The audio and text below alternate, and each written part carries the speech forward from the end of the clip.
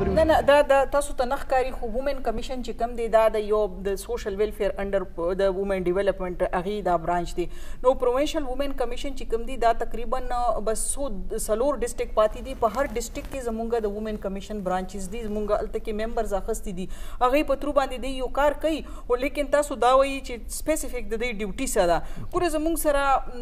چې کوم د زنانه او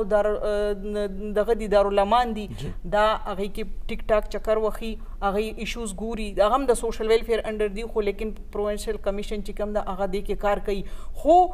مخکې هم وومن پروونشل کمیشن و هغې خو اډو بالکل پته نه لګي دا دی خو بیا هم څه سیمینار وکړي لکه څنګه تاسو وایي او اسلام آباد کې وکړي خو وایي تېرو ورځو کې یوه مسله مخې ته راغله یوه پیغله زنانه په حیات آباد کې هغه یو خبره بله کومه ګوره تاسو دا خبره وکړه که نه چې اسلام آباد کې ناستئ زه چې کوم دا حکومت کې کوم فیکټ دي هغه به زه خامخا وایم په دې شي زما هم څو ځله اعتراض دی چې ګوره دا صوبې حوالې سره چې کمې عهدې دي که د پروونشل وومن کمیشن پریزیډنټه ده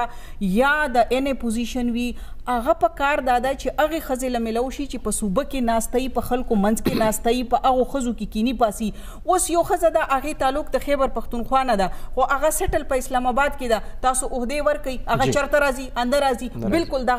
دغه دا غلط کار دی دا